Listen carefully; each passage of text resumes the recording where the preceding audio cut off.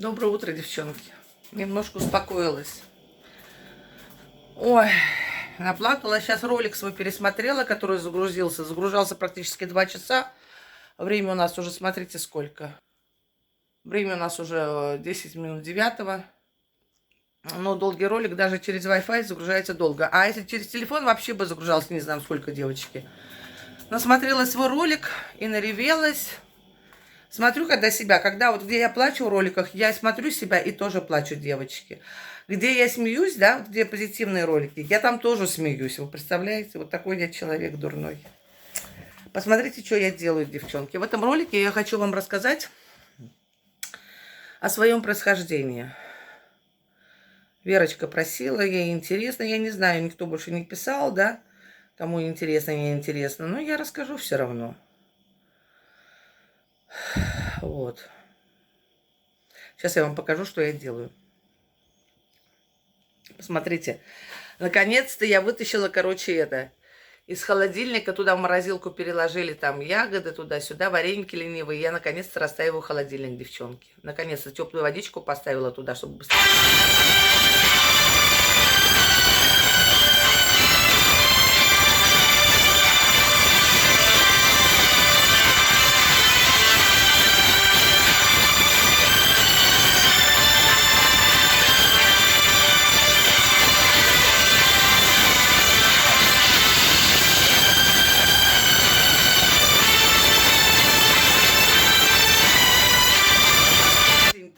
Вот жизнь, вот я не могу, да, вот когда я записываю ролик, я не могу, я не хочу прорываться, я хочу записать все одним роликом.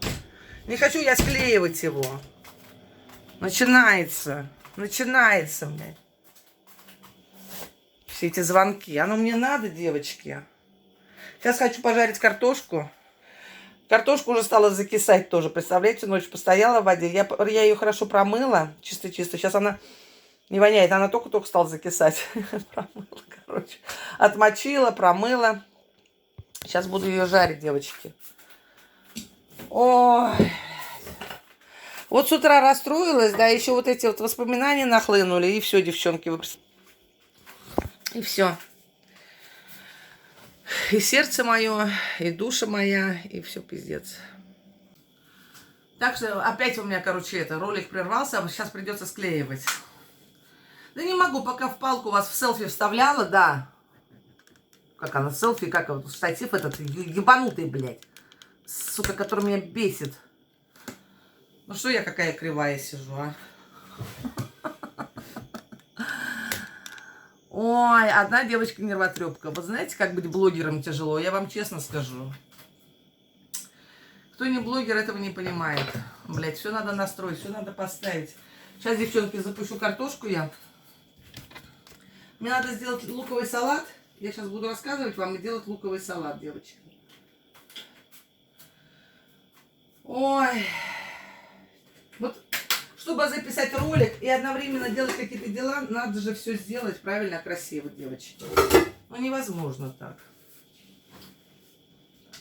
Вот мой березовый сок. Там еще одна бутылка в морозилке лежит. И у мамы там еще два контейнера. Что я хотела? Вот что я села, руки в боки, хрен в карман, девчонки. Ой. Что я сейчас хотела? Хотела я обратиться к зрителям. Там Тамила какая-то написала у меня в комментариях. Немножко камера кривоватая, я не знаю, как ее выпрямить. А вот такой, знаете, штатив такой, долбанутый, блядь. Вроде бы ничего, да, но... Короче, девочки, все это очень сложно, девчонки. Ну и ладно. Вот эту дверь закрою, девчонки. Ну, некрасиво. У меня всегда, почему открыта дверца? Потому что у меня всегда как бы посуда там, ну, чтобы не мокла, не сырела, сами понимаете. Может быть, у вас тоже так? Я не знаю. Вот, вроде бы выпрямила. Сейчас, девочки, подождите, с картошкой разберусь. Жарить хочу картошку. Ой, конец, девочки, конец. Сейчас все буду брызгать. Хочу обратиться я к зрителям, таким как Тамила. Она написала в комментариях, что за чушь я несу. Если вы считаете, что я несу чушь, значит, для меня ваша жизнь просто... Ваша жизнь, знаете, ничего не стоит. Грош цена вашей жизни. Я обращаюсь к таким людям, как Тамила. Я не помню, как там фамилия у нее какая-то, не русская. И прошу таких людей пройти мимо моего канала. Не останавливаться. Вот. И свое мнение оставить при себе. Я в свой канал, в отличие от вас, вкладываю свою душу, свое сердце открываю перед вами, да, перед зрителями. Вот. В ясном уме и при трезвой памяти. Это так, для информации, если вы не в курсе. Хочу вам рассказать про свое происхождение. Как я произошла на этот свет Божий. И как мне достучаться до небес, я не знаю. Я родилась в 75-го года. В 75-м году. Начнем с того, да? Моя мама в 74-м году работала официанткой в ресторане. Мой отец работал начальником ГАИ.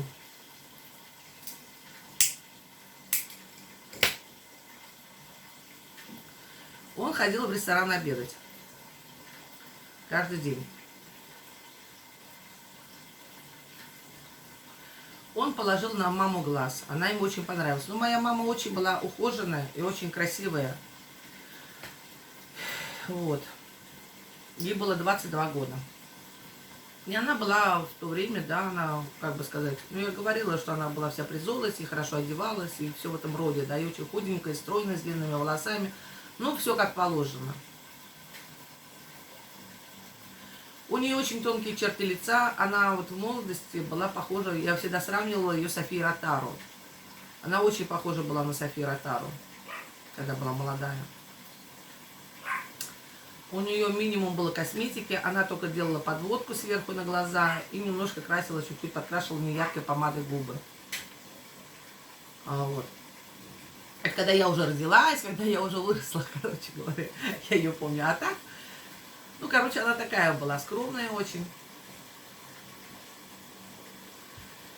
И вот отец положил на ее глаз. И она, когда закрывала ресторан, он предложил ее довести до дома. Мама моя жила на тот момент со своими родителями. Она от предложения не отказалась, села к нему в рабочую машину, и они поехали.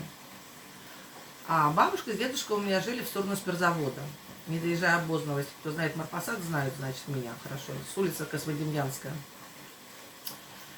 И отец мой увез ее дальше с спиртзавода на большой очень скорости. Она спросила, зачем ты меня так далеко везешь?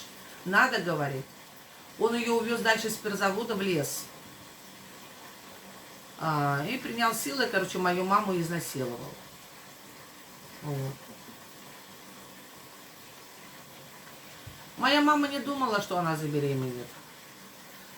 Она родителям ничего не говорила, потому что, ну, бабушка была всегда... У нас бабушка была очень строгих правил. Дедушка у нас был попроще. Вот. И как бы у них были натянутые отношения между дочерью и родителями, понимаете. И мама ничего не сказала. Тут прошло время. Ну, короче, отец уехал. В 75-м году отца перевели в Новочебоксарск на повышение, поставили там еще куда-то, там ГАИ, не знаю, кем там, я уж не помню. Он уехал. С мамой он связи никаких уже не имел. Вот. Мама, чтобы скрыть беременность, она узнала, что она беременная, и чтобы скрыть беременность, она пошла там, ну, короче, раньше же, сейчас все открыто, можно сделать аборты, туда-сюда, да, а раньше было с этим все строго. Мама, короче, через знакомых там, врачей там, ну, короче, взяла какие-то лекарства, чтобы сделать искусственные роды, да, а уже был, такой уже был, ну, как бы на больших сроках, там, недель 20 было уже беременности, да. Для этого, чтобы сделать аборт, нужно ребенка сначала убить в чреве, отравить его, чтобы ребенок умер. Я вам подробно рассказываю, как было обстоятельство дела. Мама принимала какие-то препараты. Она очень боялась сообщить родителям, что она беременная мной. Потому что в доме был бы очень грандиозный скандал. И она боялась, что ее выгонят на улицу. Вот. Ну, кто поймет, тот поймет. Кто не поймет, тот не поймет меня. Раньше были очень жестокие времена. И родители воспитывали не так детей, как сейчас. Очень строго все воспитывали, да? Сейчас я картошку посмотрю.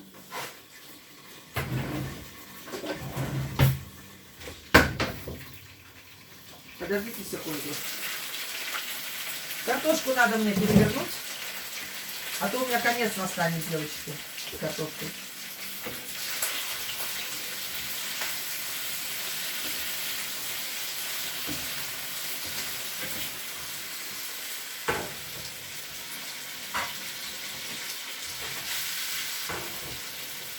Ну вот. И что? И, короче, мама, принимала препараты. Я не знаю, какие, я не в курсе. Ну, чтобы я там как бы погибла, да, в чреве. Чтобы сделали аборт. Она пропила курс препаратов. Значит, было назначено время на аборт прийти, да, этим врачихой, да. Она приходит в то время, в положенное место. Значит, и врач приходит и забывает дома очки. Очки забыла.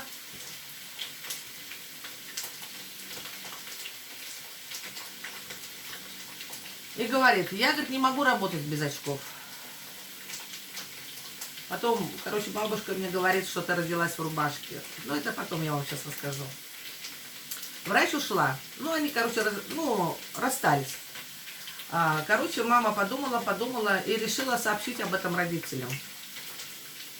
Сообщила об этом родителям. Бабуля сказала, Танька, ты дура, надо рожать, зачем ты губишь дитя? И дедушка тоже очень поддержал ее. А мама думала, что будет наоборот. Вот. Но она уже пропила препараты, да, понимаете, курс вот этих препаратов отравительных, она уже сделала свое дело. Тем не менее, я выжила. Вот. И настало время родов. 5 октября. Роды у мамы были очень тяжелые. Очень долго были схватки. Я сама вообще не выходила. Меня вытаскивали, я постараюсь рассказать вкратце, хотя у меня никогда не получается вкратце рассказать. Меня вытаскивали вакуумом. Специальный вакуум вставляется в этот, как его, во влагалище, да, в матку. За голову присасывается и вытягивается ребенок. Не знаю, почему не сделали кесарево, я ничего не могу вам, не задавайте мне этих вопросов, на эти вопросы вам не отвечу, потому что я не знаю. Вот. Вытянули меня вакуумом, повредили мне голову. Ну, головка была, а еще сбоку немножко, на головке была еще типа головы такой же, да, вытянули кожу головы, вытянули, понимаете, ну, как бы вот эти вакуумом, изуродовали. Родилась я темно-синего цвета, я уже задыхалась там, в чреве матери. Родилась я очень в тяжелом состоянии. Очень тяжелом. Темно-сиреневой, темно-синяя. На голове у меня была типа второй головы такая шишка здоровая. Мне резали голову. Туда, значит, надрезы делали, туда запихивали марлю, да, вскрывали, короче, череп вскрывали, запихивали марлю, там еще что-то туда запихивали, занимались, короче, лечением. Вот это, убирали вот это вот. Типа вот этот опухоль, что ли, как она, вот, отсос вот этот, да, от вакуума. И врачи сказали, Татьяна Аркадьевна, вы, говорит, извините, говорит, пожалуйста, но ваша дочь, она не будет никогда полноценным ребенком. Она у вас будет инвалидом. Они изначально ей сказали, что я никогда не буду ходить, что у меня повреждена голова, и что сигнала не будет в ноги. Что я никогда не смогу учиться в средней образовательной школе, потому что я буду недоразвитой. Вот. Вот как-то так. Короче, мама меня не оставила, забрала домой. Мама была очень обессилена, она была очень, она похудела еще сильнее, чем была, да. Ей было очень тяжело. Она очень сильно переживала. Я никогда не плакала, когда была маленькой. Мама говорит, рассказывает мне, я, говорит, у тебя, говорит, положу, говорит, ты лежишь, говорит, молчишь. Грудь пососешь, молчишь, проснешься, молчишь, говорит, да? Она тоже, мама, еле-еле ветром качала, сходила. Нужно было и дома печку топить, и дела какие-то делать, да? Никто не помогал, родители работали. Вот. И значит, что, ну, проходит год, проходит два. У нас ванны на то время не было же квартир. У нас только была баня. И тут ей кто-то подсказал, сделать ванной нужно для ног. А тетка моя, Людмила Аркадьевна, у мамы родная сестра, жила в Перми, за Пермями, в Звездном городке она жила. У нее была двухкомнатная квартира. И она предложила привезти меня туда на самолете ванны делать, травяные. И подсказали, какие травы там запаривать, что для ног надо делать, да. И как бы это. Мама повезла меня к тетке. Мне уже было на тот момент 2 года и 8 месяцев. Ноги у меня висели плетью. Вот. И я не разговаривала. Я всегда молчала, я не плакала. Она говорит, я тебя посажу, но я сидела уже, сидела. Я, говорит, тебя посажу, тряпочки там. Ты, говорит, очень такая тряпичница, говорит, была. Любила в тряпках, говорит, ковыряться. Ковыряешься, говорит, ковыряешься в тряпках, так и уснешь, говорит, вот так вот носиком ткнешься, говорит, в тряпки и спишь, говорит. Очень спокойная, говорит, у меня была, потому что ты сосала грудь, говорит. Когда дети сосут грудь, говорит, дети очень спокойные. У меня даже зубы резались, и я не плакала. И что я хочу сказать? Маме, конечно, моей, дай Бог здоровья, конечно, и долгих лет жизни. Она у меня большая молодец. Ей было очень тяжело со мной. Она как бы все равно верила и надеялась на чудо, что все будет с ее дочерью хорошо. Но врачи одночасье говорили всегда нет. Она никогда не станет полноценным ребенком. Она уже у вас все говорит, как бы будет недоразвитый и все в этом роде, девочки. Я вам честно говорю, я не придумываю ничего. Мама сделала, значит, в ванной делала. С теткой сидели, телевизор смотрели. Я сидела в комнате. Говорит, дверь открывается. Смотрим, говорит, с теткой-то, говорит, с Людкой-то. Батюшки, стоишь, говорит, на ногах, двери приоткрыла и стоишь, и смотришь на нас. А я, говорит, говорю, Людка, это, говорит, мне кажется, или все же это Ольга, говорит, моя вышла? Да Ольга, говорит, стоит. Говорит, ты что, говорит, Стань? Ты, говорит, дверь закрыла? И я, говорит, раз, говорит, в дверь в спальню пошла, а ты опять сидишь на кровати. Я подумала, что показалось какой-то, миф какой-то. Вот, не поверила в своим глазам, говорит. Может, говорит, что-то почудилось? Вот ты, говорит, опять встала и побежала, говорит, ногами. Сама, говорит, побежала. Мы, говорит, делали, ну, она делала ванны каждый день. С какими там травами делала, я не знаю, девочки. Сейчас, у меня картошка жарит, девчонки, блядь, с вами с разговорами-то, а? Ну что это за жизнь-то, а? Ничего нормально не могу сделать я. Картошка горит, блядь. Вы представляете? Вот какая я дурная девка-то, а? Боже ты мой. Боже ты мой. Надо или жарить картошку, или болтать. Поэтому я не могу, девочки, записывать стрим, да? Ой, стрим, говорю, господи, видео и что-то делать, девчонки. У меня все через жопу, все через зад. Плиту все забрызгало. Как всегда, надо сразу протирать, чтобы жирных пятен не оставалось. Ну что за жизнь-то, а? Вот так вот, девочки. Так я пошла ногами. Начала разговаривать. Вот, и потом вошла в среднеобразовательную школу, конечно же, поступила в первую школу, я поступила в 1 классе. Училась я, скажу сразу, в 1 классе я училась в первой школе, а потом я немножко жила у бабушки. Во 2 классе, там, 2-3 класс я жила у бабушки. Ну, тоже я то у мамы, то у бабушки. И бабушка у меня перевела во 2-ю школу, здесь, в Марпасаде, да? Где сейчас живет моя мама, где школу снесли, где училась моя мама, где мой сын учился, где я училась. Вот, и знаете, девочки, училась я до 5 класса хорошо. хорошо я училась. Были тройки иногда. Я не скажу, что прям очень хорошо отличница я никогда не была. Вот, после 5 класса мне стало тяжело учиться, и как бы я часто очень сильно болела. Я всегда лежала в детском отделении с бронхитом, с воспалением легких у меня, хронический бронхит, гастрит у меня, там еще что-то, да. Вот. Я лежала по 5-6 раз в год в больнице, девочки. Да. Часто я лежала в больнице, я очень много пропускала школу. Я поступила во 2 классе, когда я училась в школе, меня взяли в 1 класс в музыкальную школу. Я рассказывала, да, недавно, что я училась в музыкальной школе. Меня взяли на фортепиано. Первый мой преподаватель был Николай Николаевич. Он, когда меня прослушал, он сказал, что эта девочка очень далеко пойдет, что у меня очень хороший слух. Царство ему небесное этому преподавателю, потому что его уже нет на свете. Вот, он меня учил, на фортепиано я поступила.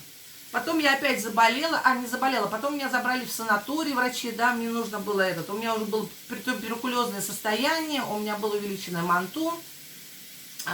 Мне, значит, положили как его, господи, в санаторий отправили.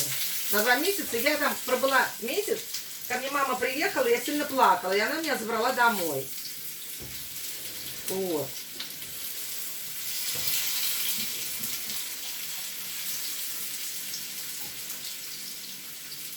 Вот так, девчонки, понимаете? Ой, сначала я расскажу, я потом луковый салат сделаю, девочки. Я не могу делать и что-то еще рассказывать, потому что я собьюсь в смысле совсем. И в 3 классе я поступала на домбру. На домбру тоже училась какое-то время, да, немного я... нет, на баян, на баян. В 3 классе я поступила на баян, я в школе училась в 3 классе.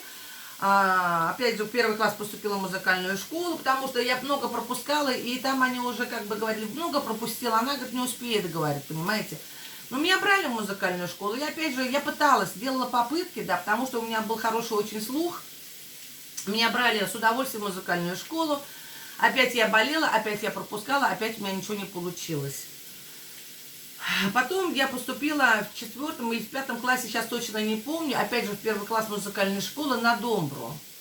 Тоже училась какое-то определенное время, и тоже не смогла, потому что я лежала в больнице и все такое, да.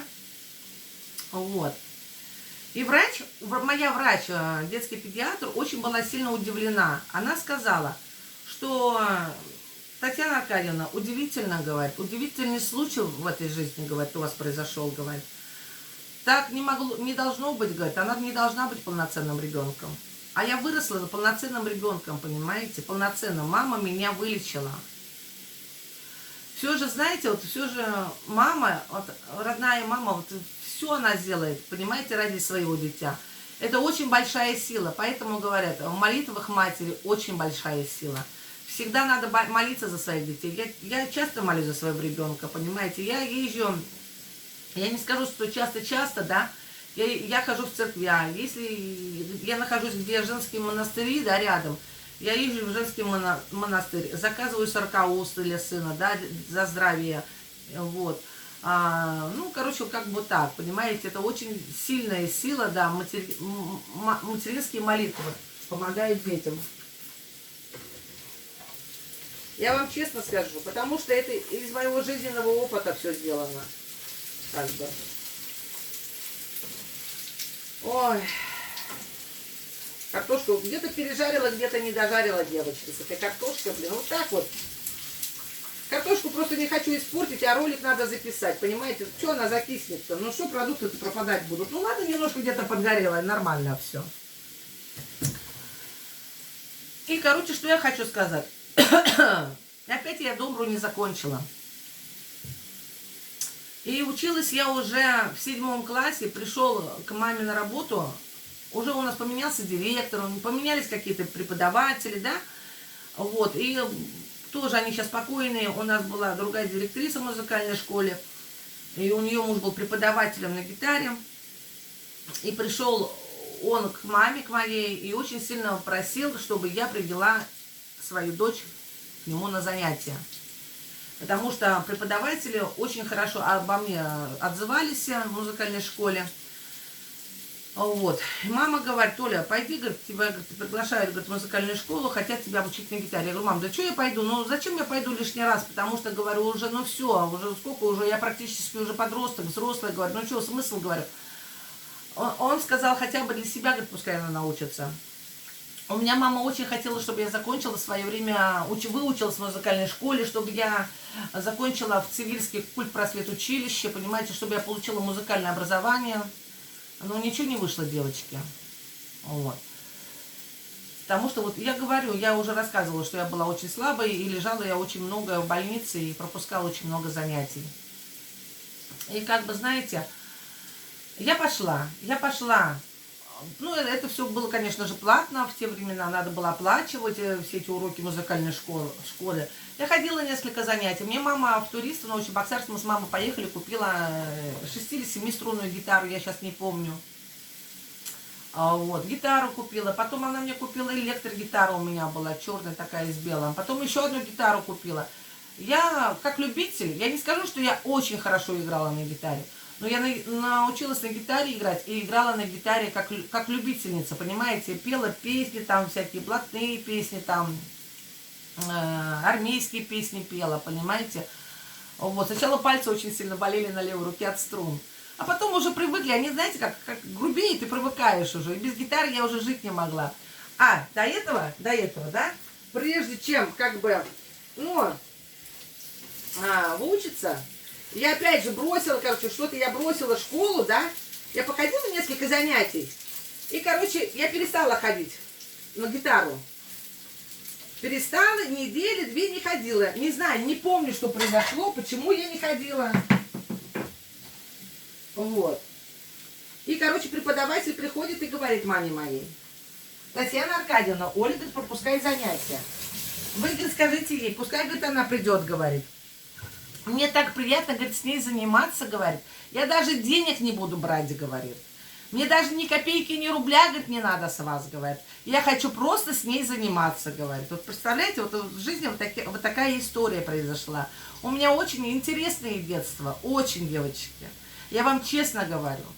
Меня преподаватели любили, меня преподаватели уважали, девчонки. Я с детства такая вот, ну, хорошая девочка я росла. Вот, очень добрая я росла, очень открытая, очень отзывчивая я росла девчонкой. Вот. Я никогда никому не врала, девочки. Честно я вам говорю. Ну, такая я, вот такая простая я девчонка. И всю жизнь я такая. И мама сказала, говорит, хорошо, я ей передам. Она потом мне говорит: Оля, говорит, ты чего не ходишь в музыкальную школу? Преподаватель приходил, говорит, ругался, говорит, почему ты не ходишь, говорит, он даже денег не хочет брать. Иди, говорит, сказала. Ну, мама меня немножко поругала, конечно. И я пошла, девочки. Я пошла, я училась, ну, я не помню, я где-то, ну, с год я где-то училась. Потом я уже не училась, я научилась для себя играть. Вот. И на Волге я сидела на гитаре, играла. У меня Юля была со Шкарлы, подруга. Мы вдвоем сидели. Я играла там, ну, на набережной на гитаре. К нам подошли 2 молодых человека. Один познакомился, он уже покойный тоже.